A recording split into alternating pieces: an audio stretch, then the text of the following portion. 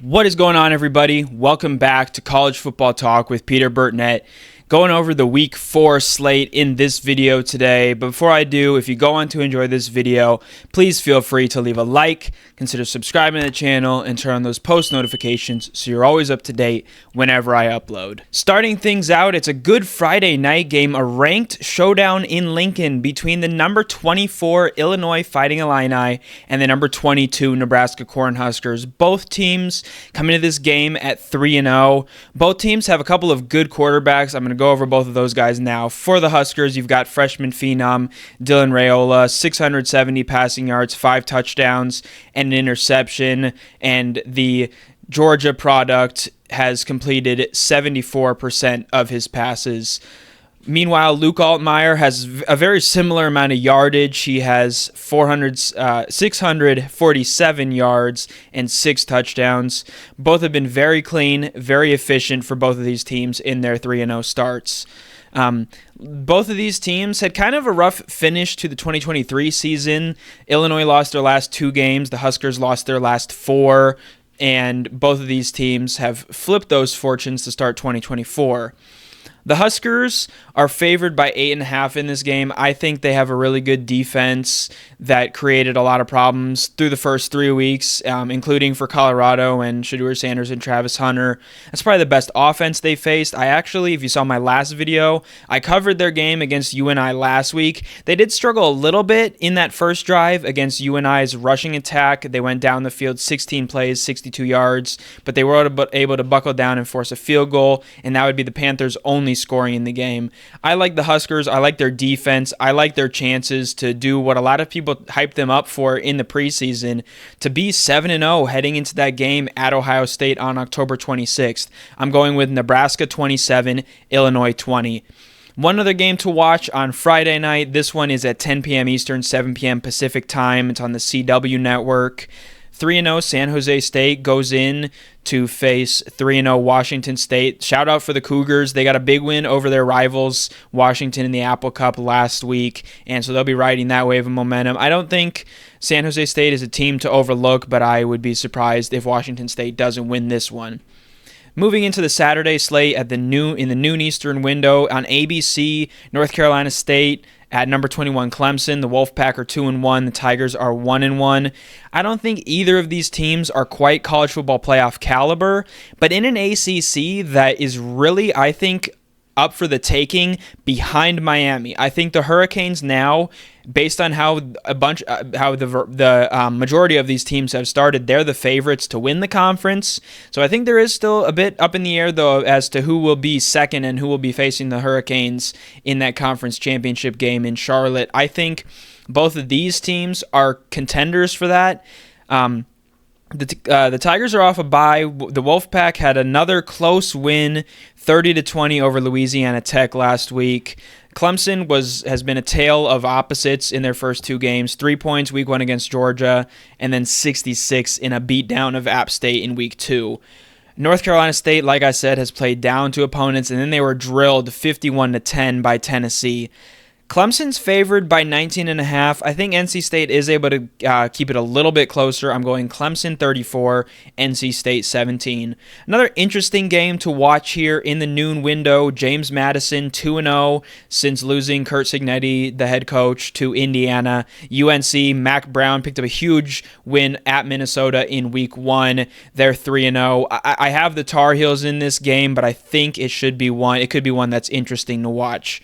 Moving into the 3:30 Eastern window on CBS, you have number 11 USC at number 18 Michigan. USC is playing in their Big Ten opener. They've started the season 2-0. They obviously have that big win over LSU. And like Texas a couple weeks ago, they enter this game as road favorites in the Big House.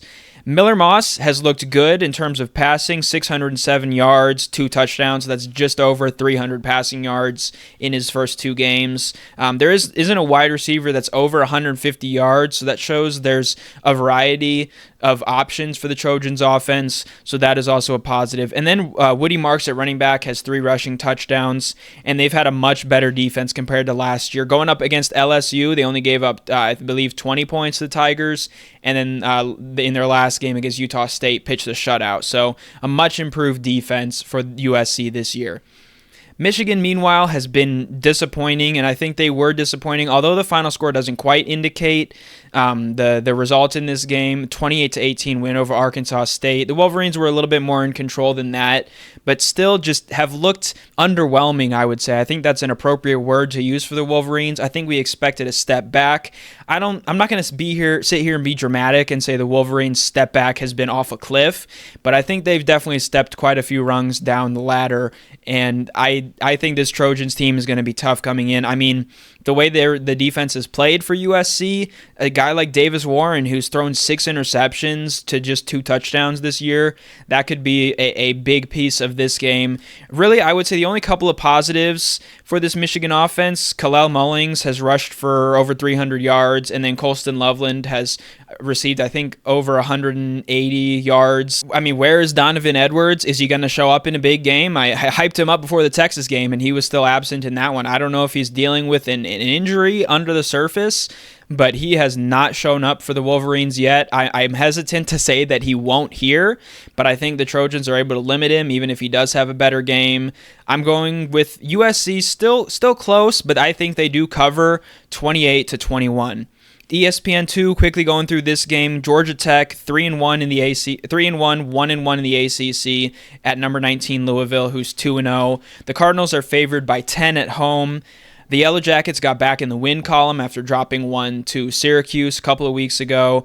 Haynes King and Jamal Haynes have combined for almost 1,300 yards and 10 touchdowns. The Cardinals have had 2 wins over pretty easy opponents. This is also a tale of a top 25 offense for Georgia Tech against a top 10 defense for Louisville. I think the Cardinals do have a top 10 offense as well, I believe I saw. I think they, along with just Ohio State and Texas, are the only teams that have that so far this year. I'll have to double check that because I know I talk about it later in this video. But Malik Rutherford as well, I think, can be a difference maker for Georgia Tech. He has 285 receiving yards and 2 touchdowns. I'm going to go with Georgia Tech pulling a road upset as underdogs by 10 points, 34-30 in Louisville. Another interesting game to watch, Kyle Monanjai and Rutgers 2-0 go into Lane Stadium in Blacksburg, Virginia to take on Virginia Tech, who's 2-1. Virginia Tech disappointed in the loss to Vanderbilt, and got to feel for Vanderbilt. I mean, they were looking positive, and then they lose in overtime, or I don't think it was in overtime, but they lose to Georgia State. This is an interesting matchup. There's not a lot of stakes, so I'm not going to get into it too much. I think the Scarlet Knights actually here can pull an upset on the road. I'm going to call that one an upset for the Scarlet Knights. Then at 4 p.m. Eastern, this is on Fox, number 12 Utah at number 14 Oklahoma State. Both teams are 3-0. Up in the air is the status of Cam Rising. I don't know if it's confirmed whether he's out or not. I'll pop up the official news on that. But for the Utes, they've had Micah Bernard step up. He's rushing for 6.68 yards per carry. And then on the flip side, Alan Bowman has 323 passing yards per game, and Ollie Gordon has a little bit of a lower in terms, especially compared to other college athletes, 4.19 yards per carry. In this matchup, you have a number 21 yards per game defense in Utah, and OSU is bottom 10, I believe, in defense. So I think even without Cam Rising, I think the Utes are able to get the offense going and kind of run up the points against Oklahoma State and come away with a 38-28 win.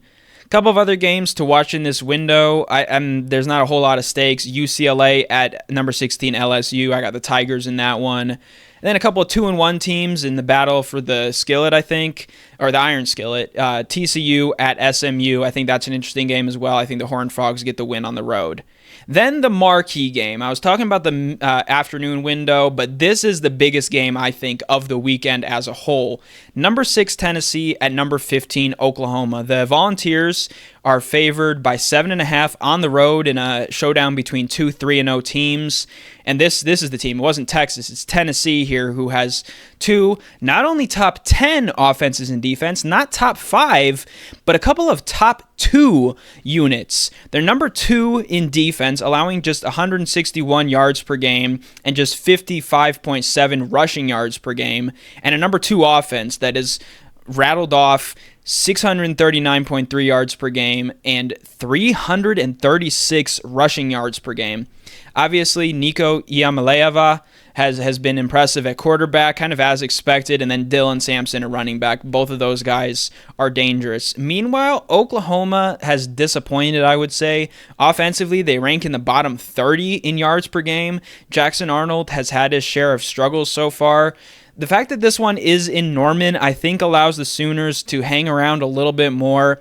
But I think Tennessee, maybe not quite as dominant as Alabama was able to do at Wisconsin last week, but Tennessee also showcases his ability to win games on the road. And I guess like Texas did at Michigan the week before, I think Tennessee gets a 34-23 win. A couple of other games in this night window: Iowa at Minnesota, the battle for the Floyd of Rosedale. I think Iowa gets a road win here. Baylor at Colorado, two more 2-1 teams. I think the Buffaloes are able to get a big win. I think the hype starts to build for them a little bit. I think they're going to run into a lot of trouble in the Big 12 slate, but I think this game being at Folsom Field helps them out. I think it's another big game for Travis Hunter and for Shedeur Sanders.